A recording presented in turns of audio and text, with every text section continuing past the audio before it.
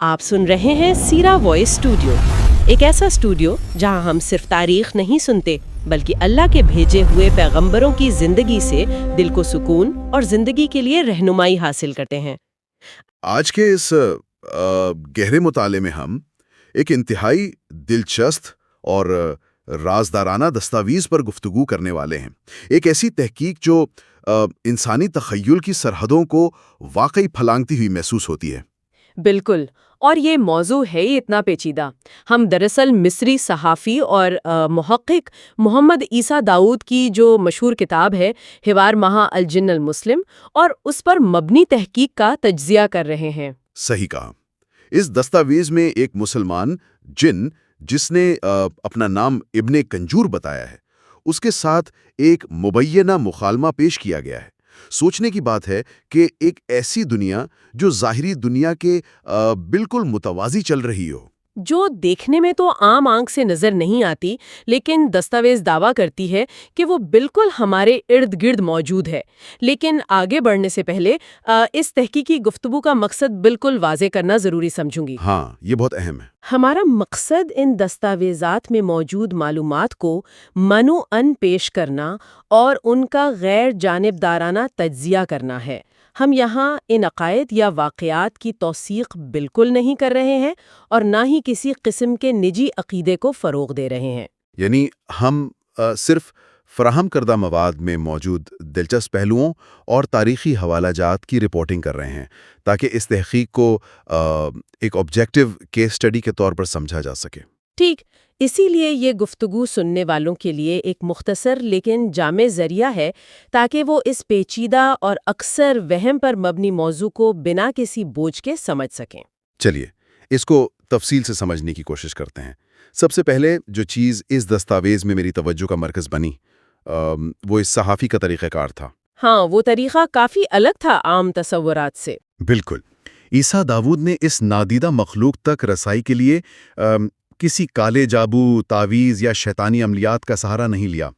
उन्होंने सिर्फ कुरान और सुन्नत के पाकीज़ा तरीक़ों से ये राब्ता कायम किया। और फिर मुलाकात होती है इब्ने कंजूर से, जो कि एक मुसलमान जिन है, और बताया गया है कि उसका ताल्लुक हिंदुस्तान से है। और उसकी उम्र पर गौर करें तो वो 180 साल का है। 180 साल! इंसानी दिमाग तो इस नंबर पर आकर दंग रह जाता है, क्योंकि उसने बताया कि उसके दादा ने नबी अकरम के दौर में जिन्नों पर गिरने वाले शहाब साकिब अपनी आंखों से देखे थे। देखें, यहाँ वक्त के पैमाने को समझना बहुत ज़रूरी है। 180 साल हमारे लिए बहुत तवील अरसा है, लेकिन इब्ने कंजूर के मुताबिक उनकी दुनिया में ये सिर्फ नौजवानी का आगाज है। सिर्फ नौजवानी? हाँ, जिन्नात की उम्रें हजारों साल तक मुहित होती हैं। दस्तावेज में बताया गया है कि कुछ जिन 4000 साल, कुछ 5000 साल और बाज तो 7000 साल तक जिंदा रहते हैं। 7000 साल? यानी इंसानी तारीख के कई अहम आदवार इनकी एक जिंदगी के बराबर हैं। और इस दस्तावेज में एक इंतहाई अहम इंकशाफ ये किया गया है कि इस पूरी मखलूक में सबसे कदीम और लंबी उम्र वाला इब्लीस खुद है। इब्लीस खुद? बिल्कुल। इब्ने कंजूर ने बताया कि बचपन में उसके वालिद उसे इब्लीस से मिलवाने ले गए थे। उस वक्त इब्लीस इंतहाई बदसूरत, लंबे कद और एक लंबी दुम वाला था, लेकिन उसमें अपनी शक्ल तब्दील करने की सलाहियत मौजूद थी। ये वाकई हैरान कुन है। एक ऐसी मखलूक जिसका बचपन सदियों पर मुहित हो, उसकी बाकी जिंदगी के हवाले से दस्तावेज ने जो हकायक पेश किए हैं वो उससे भी ज्यादा अजीब है। जैसे कि उनकी अफजाइश नस्ल का अमल। ठीक है, इंसान आमतौर पर 15 से 18 साल में बुलूगत को पहुंचता है, लेकिन इब्ने कंजूर बताता है कि जिन्नात 170 से 180 साल की उम्र में जवान होते हैं। और उनका हमल का अरसा 9 महीने नहीं बल्कि पूरे 15 महीने होता है। 15 महीने? और सिर्फ यही नहीं, जब पैदाइश होती है तो एक वक्त में 7 से 8 बच्चे पैदा होते हैं, वो भी कद में इंतहाई लंबे और आवाज में इंतहाई शोर मचाने वाले। ये वाकई किसी साइंस फिक्शन कहानी का मंजर लगता है। बिल्कुल। एक माँ के लिए 15 महीने का इंतजार और फिर 8 लंबे शोर मचाते बच्चे। यहाँ मौसन्निफ शायद ये दिखाना चाहता है कि उनकी दुनिया के मसाइल और उनका फिजिकल स्ट्रक्चर हमारी तरह ही है, बस स्केल या पैमाना बहुत बड़ा है। ये मुशाबहत और तफावत का एक बहुत दिलचस्प इम्तिजाज है। और दस्तावेज ये भी बताती है कि उनकी शक्लें اور رنگت بھی مختلف ہوتی ہیں، ٹھیک۔ ہاں، کچھ لال، سفید، سیاہ اور سنہری ہوتے ہیں۔ باز کے پر ہوتے ہیں اور وہ اڑ سکتے ہیں۔ کچھ کتے، بھیڑیے اور سانپ کی شکلیں بھی اختیار کر لیتے ہیں، اور مذہبی اعتبار سے بھی وہ بالکل انسانی سماج کی طرح تقسیم ہیں۔ یعنی مسلمان، کافر، یہودی اور عیسائی۔ لیکن اس ظاہری طاقت اور طویل عمر کے باوجود ان کا ایک بہت بڑا خوف بھی ہے۔ بالکل، اور وہ خوف مادی دنیا سے جڑا ہے۔ دستاویز کے مطابق جن انسانوں کو نظر آ سکتے ہیں، لیکن وہ عام طور پر اس سے بچتے ہیں۔ کیوں؟ کیونکہ جب وہ کسی فزیکل ٹھوس شکل میں انسانوں کے سامنے آتے ہیں تو ان کی قدرتیں محدود ہو جاتی ہیں۔ اگر اس فزیکل شکل میں انہیں مار دیا جائے تو وہ واقعی مر جاتے ہیں۔ یہ ان کی سب سے بڑی کمزوری ہے۔ اسی لیے وہ پردے میں رہنا پسند کرتے ہیں۔ اب یہاں واقعی سب سے دلچسپ حصہ آتا ہے۔ یہ جنات صرف صحراؤں یا پہاڑوں میں نہیں رہتے۔ صحیح کہہ رہے ہیں۔ ابن کنجور کی باتیں سن کر کسی کو بھی لگنے لگے گا کہ وہ اپنے گھر میں اکیلا نہیں ہے۔ اس نے دعویٰ کیا کہ مسلمان جن انسانوں کے گھروں میں ان کے ساتھ رہتے ہیں، اور انہی کی طرح زندگی گزارتے ہیں۔ ہاں، وہ باقاعدہ کھاتے پیتے ہیں، کھانے کے بعد الحمدللہ کہتے ہیں، ہماری کرسیوں پر بیٹھتے ہیں، بستروں پر آرام کرتے ہیں، یہاں تک کہ بعض نیک مسلمان جن انسانوں کو فجر کی نماز کے لیے جگاتے بھی ہیں۔ یہ ایک عجیب سا تصور ہے کہ ہمارے ارد گرد بن بلائے نہ دیدہ روم میٹس موجود ہیں۔ بالکل۔ لیکن اگر ہم اسے بڑے تناظر میں دیکھیں تو ان کی رہائش گاؤں کا نظام صرف ہمارے گھروں تک محدود نہیں، وہ ان تمام جگہوں پر آباد ہیں جہاں انسانی رسائی مشکل ہے۔ جیسے کہ سمندر کی تہہ میں۔ ٹھیک، سمندر کی تہہ میں آباد ان کے بڑے شہر ہیں، صحراؤں کی ان وسعتوں میں جہاں انسانی قدم نہیں پڑتا، جنہیں وہ غور کہتے ہیں، وہاں ان کی بستیاں ہیں۔ اور اس سب میں جو سب سے دلچسپ اور پراسرار جگہ کا ذکر ہے وہ ہے ابلیس کا تخت۔ ہاں، اس دستاویز نے ابلیس کے تخت کی باقاعدہ ایک جغرافیکل لوکیشن بتائی ہے۔ ابن کنجور کے مطابق یہ تخت مغرب کی طرف سمندر میں وہاں واقع ہے جہاں ٹھنڈا اور گرم پانی ملتے ہیں، یعنی جسے ہم برموڈا ٹرائنگل کہتے ہیں۔ بالکل، اس جگہ کو بڑے طوفانوں اور دنیا کے پراسرار ترین خطے سے جوڑا گیا ہے۔ عیسیٰ داؤد کی تحقیق اس واقعے کو اور ماڈرن جغرافی کو آپس میں جوڑ کر یہ تجزیہ پیش کرتی ہے کہ جسے جدید سائنس آج تک سمجھ نہیں پائی، وہ دراصل جنوں کی سب سے بڑی مرکزی طاقت اور ابلیس کا ٹھکانہ ہے۔ یہ واقعی حیرت انگیز ہے۔ لیکن اس دستاویز کا سب سے اہم حصہ وہ ہے جہاں ابن کنجور اپنے دعووں کی تصدیق کے لیے صرف عجیب و غریب کہانیاں نہیں سناتا، بلکہ اسلامی تاریخ کے انتہائی مستند واقعات کا سہارا لیتا ہے۔ یہ پوائنٹ بہت کروشل ہے۔ وہ صحابہ اکرام کے وہ تاریخی مشاہدات پیش کرتا ہے جہاں انسانوں اور جنوں کا آمنا سامنا ہوا۔ اس پر تفصیلی روشنی ڈالنا ضروری ہے کیونکہ دستاویز کی بنیاد انہی تاریخی حوالوں پر کھڑی ہے۔ ٹھیک، اس دستاویز کی یہ اپروچ اس لیے انتہائی اہم ہے کہ ابن کنجور دراصل ایک جدید اور سائنس زدہ دماغ کو قائل کرنے کی کوشش کر رہا ہے۔ اسے معلوم ہے کہ آج کا انسان ٹھوس ثبوت مانگتا ہے۔ بالکل، اسی لیے وہ تاریخ کی ان شخصیات کا حوالہ دے رہا ہے جن کی سچائی پر اسلامی دنیا میں کوئی شک نہیں کیا جاتا۔ ایک ماڈرن آڈینس کے لیے ان تاریخی واقعات کو نئے تناظر میں پیش کرنا ایک بہت مؤثر تجزیاتی حکمت عملی ہے۔ تو ترتیب وار ان واقعات کو دیکھتے ہیں جیسے دستاویز میں ذکر ہوئے ہیں۔ سب سے پہلا واقعہ حضرت سہل بن عبداللہ کا ہے۔ وہ بیان کرتے ہیں کہ انہوں نے ایک مقام پر ایک انتہائی بوڑھے جن کو کعبے کی طرف رخ کر کے نماز پڑھتے دیکھا۔ اور اس جن کا حلیہ کیسا تھا؟ اس جن نے اون کا ایک جبہ پہنا ہوا تھا جس میں سے نور جھلک رہا تھا۔ جب حضرت سہل نے اس جبے کے حوالے سے تعجب کا اظہار کیا تو اس جن نے بتایا کہ یہ جبہ اس نے 700 سال سے پہنا ہوا ہے۔ اس نے بتایا کہ اسی جبے میں اس نے حضرت عیسیٰ علیہ السلام سے ملاقات کی تھی اور اسی میں نبی کریم کی زیارت کی تھی۔ یہ تصور ہی کتنا وسیع ہے۔ اس واقعے کا انتخاب محض اتفاق نہیں ہے۔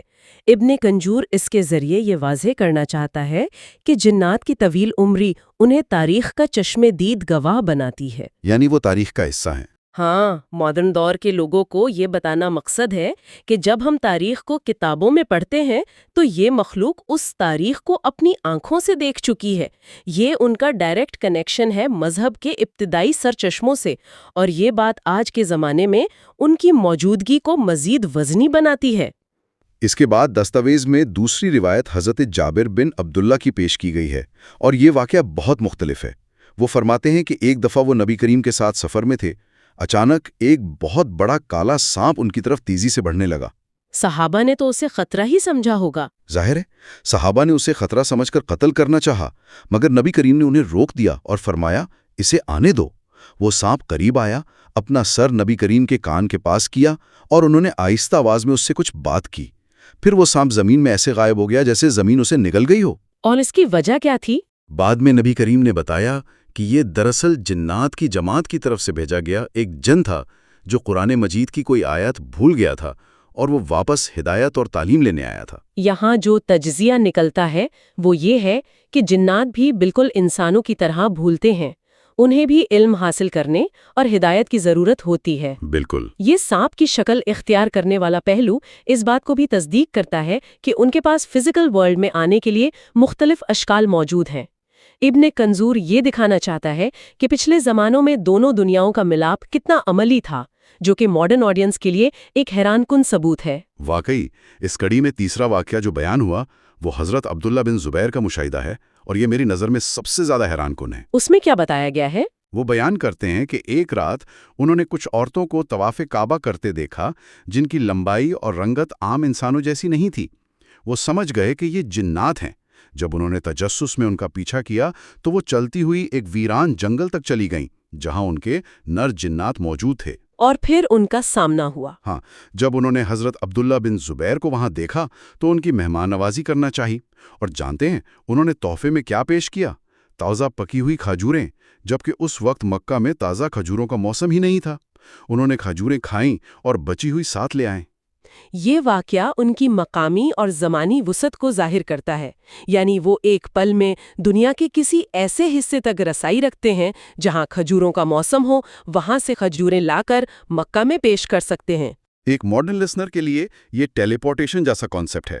صحیح کہا۔ ابن کنجور اس واقعے کو پیش کر کے بتانا چاہتا ہے کہ جنات کا نظام، ان کی مہمان نوازی اور ان کے وسائل انسانوں سے کتنے وسیع ہیں، لیکن پھر بھی ان کا طرز عمل انسانی اخلاقیات سے کتنا ملتا جلتا ہے۔ اور پھر آخری واقعات کی کڑی میں حضرت عطا بن ابی رابہ اور حضرت ابو زبیر کی روایات کا ذکر آتا ہے، جن میں مسجد حرم کا واقعہ ہے۔ بالکل۔ ان دونوں حضرات نے الگ الگ مشاہدات کیے جن میں واضح طور پر دیکھا گیا کہ مختلف رنگوں کے سانپ مسجد حرم میں آتے عام حاجیوں کی طرح طواف کرتے، حجر اسود کو چھومتے اور اپنا عمرہ مکمل کر کے آسمان کی طرف اڑ جاتے یا غائب ہو جاتے۔ ان تمام تاریخی واقعات کو بالکل اسی ترتیب میں رکھنے کا ایک مقصد نظر آتا ہے۔ دستاویز کا مصنف اور ابن کنجور یہ بار بار ظاہر کر رہے ہیں کہ جنات کی عبادات کا طریقہ اور مقدس مقامات پر ان کی موجودگی اسلامی تاریخ کا ایک انتہائی قدیم اور اٹوٹ حصہ ہے۔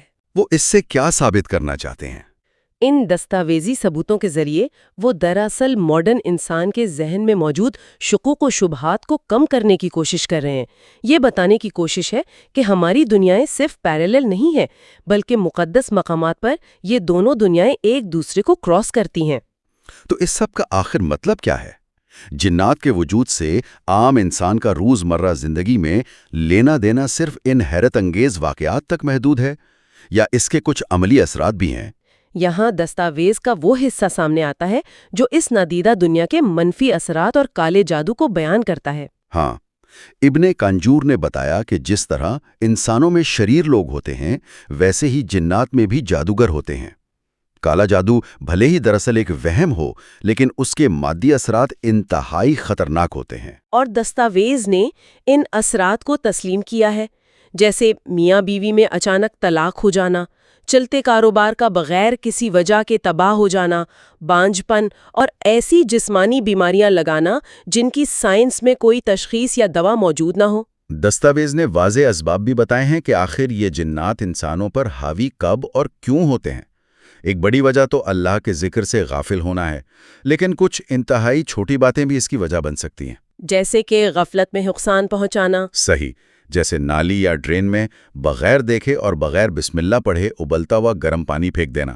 دستاویز کے مطابق اگر وہاں کوئی جن موجود ہو اور وہ جل جائے تو وہ انتقام لینے کے لیے انسان پر حاوی ہو جاتا ہے۔ یہ واقعی سوچنے والی بات ہے کہ ہماری چھوٹی سی لاپرواہی کیا نتیجہ لا سکتی ہے۔ اس کے علاوہ یہ بھی ذکر ہے کہ عورتیں جو حد سے زیادہ بنتی سنورتی ہیں وہ جنات کی توجہ کا مرکز بن جاتی ہیں اور ان کے اثرات کا شکار ہو سکتی ہیں۔ یہ وجوہات بتاتی ہیں کہ دونوں آبادیاں اتنی قریب ہیں کہ چھوٹی چھوٹی لاپرواہیاں بڑے مسائل پیدا کر سکتی ہیں۔